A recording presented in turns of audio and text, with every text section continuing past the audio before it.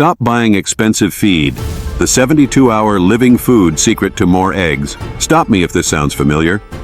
You walk into the feed store and the price of a standard 50-pound bag of layer crumble has jumped another $2. You lug that heavy bag home, dump it into the bin, and watch your hens peck at it with a look of utter boredom. Despite the premium label, your egg basket is still mostly empty, and the yolks you do get are a pale, sickly yellow, not the rich sunset orange you were promised when you started this homesteading journey. Here is the truth. The commercial feed industry is terrified you'll discover you are paying top-shelf prices for dead food.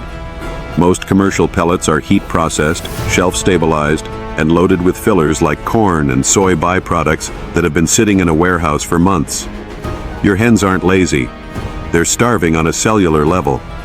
I felt the exact same frustration. 2 years ago, my flock of 14 hens hit a wall. I was getting maybe 5 to 6 eggs a day from birds that should have been producing 11. I tried everything: oyster shell, different brands, extra lights. Nothing moved the needle. My feed bill was sitting at $65 a month and climbing. I was even starting to question if my girls were just done and needed to be culled. But what if I told you there's a reset button hiding in your pantry? A simple bag of dried beans, costing pennies, that can be turned into a living, enzyme-rich protein bomb in just 72 hours. No soil, no grow lights, and absolutely no expensive equipment. I'm going to share the method that took me from skeptic to full convert. The one that jumped my production by nearly 50% and slashed my costs by over $25 a month. If you are tired of being held hostage by rising feed prices and you want to reclaim the old ways of high-production poultry keeping, hit that subscribe button right now. Before we get to the how, we have to understand the science. As a seed sits in a bag, it is in a state of biological dormancy. To protect itself, it contains anti-nutrients like phytic acid and enzyme inhibitors. These act as a lock, preventing the nutrients from being absorbed until the conditions are perfect for growth. When you feed dry grains to your chickens, their digestive systems have to work overtime to break those locks. Often the nutrition passes straight through the bird and ends up in the manure pile. You are literally flushing your money away. When you soak a seed in water, you send a signal. It's time to grow. In just 3 days, phytic acid drops by 60%, making calcium and phosphorus immediately available for eggshell strength. Vitamin A, B complex, C, and E skyrocket by up to 500%. The sprout becomes a living food that helps the hen digest the rest of her feed more efficiently. This isn't just giving them a treat, this is biological hacking.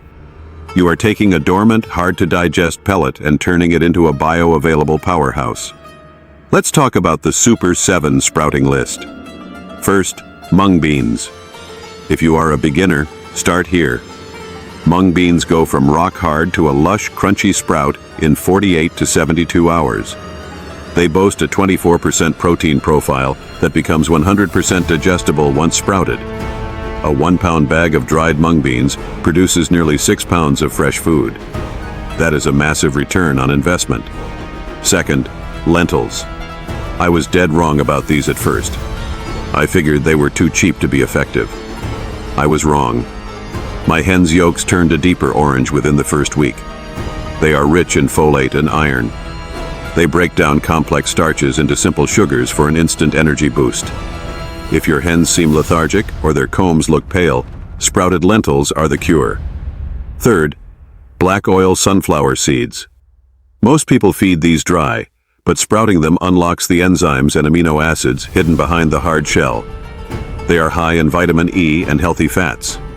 This is the secret weapon for molt season. If your hens are losing feathers, sprouted seeds help them regrow a glossy, weatherproof coat. Fourth, wheat berries. In the 1800s, this was called green fodder. It is how our great-grandparents kept their birds laying through the frost. Sprouting increases vitamin E content by over 300%. It is the spark plug your hens need to keep producing when everything outside is frozen. Fifth, dried peas. These are packed with lysine and methionine, the two most critical amino acids for egg size. Commercial mills add synthetic methionine because it is so hard to find in dry grains. Sprouted peas provide it naturally. One 5-pound bag yields 15 pounds of living protein. Sixth, fenugreek. This is an ancient secret used to boost flock immunity. It acts as a natural digestive tonic. It ensures your hens absorb every ounce of nutrition from everything they eat. It also gives your eggs a premium, nutty flavor profile. Seventh, alfalfa seeds. If you could only pick one supplement, this is it. It is a complete package. Vitamins A, B, C, D, E, and K, plus minerals like magnesium and potassium. It is the closest thing your hens will get to fresh spring pasture in the middle of a dry summer. The blueprint is simple. Take a wide-mouthed jar and fill it 1/4 full of seeds. Fill the rest with cool, filtered water. Add a dash of apple cider vinegar to the soak to prevent bad bacteria. Let it sit for 12 hours.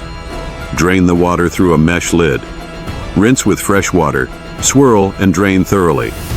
Prop the jar upside down at a 45-degree angle in a bowl. Air circulation is your best friend. By day 3, you'll see the tails. This is the sweet spot.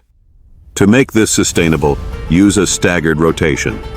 Jar A soaks today. Jar B rinses. Jar C is harvested. With just 3 jars on your counter, you have a perpetual loop of nutrition. It takes 2 minutes of work a day, but saves you hundreds of dollars a year. You are no longer dependent on the feed store's pricing or their stock levels. Sprouting is powerful, but doing it wrong is dangerous. I learned this the hard way. If it smells sour or looks fuzzy, throw it out. Mold produces mycotoxins that can cause liver failure in poultry. Always keep your jars in a shaded corner.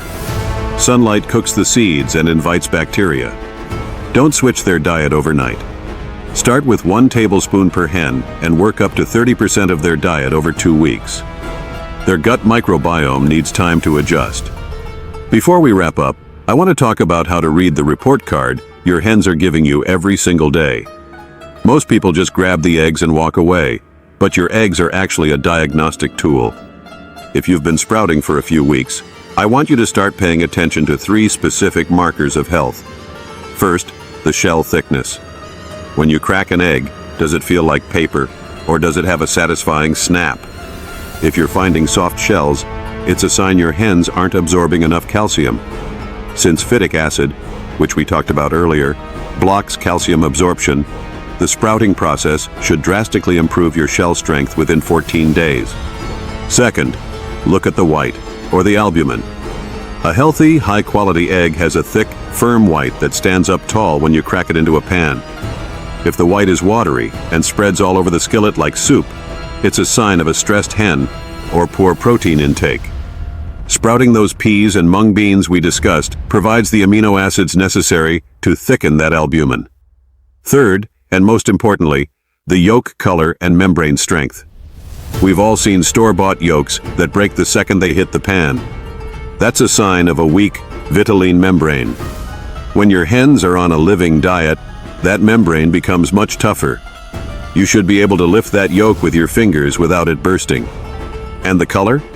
Forget the golden yellow marketing. You are looking for a deep, burnt orange. That pigment comes from the carotenoids found in the greens and the sprouts you're feeding.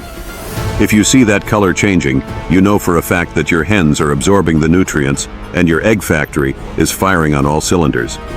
This is your proof that the 72-hour system is working. I felt a little angry at first. Angry that something this cheap, this easy, and this effective had been sitting in front of me the whole time.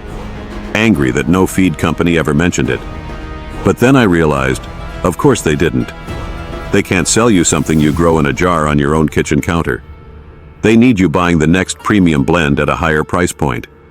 Meanwhile, your hens are underfed on a cellular level, even when their crops are full. It doesn't have to be this way. Imagine this. 6 months from now, your feed bill is 35% lower. Your hens have glossy feathers and high energy.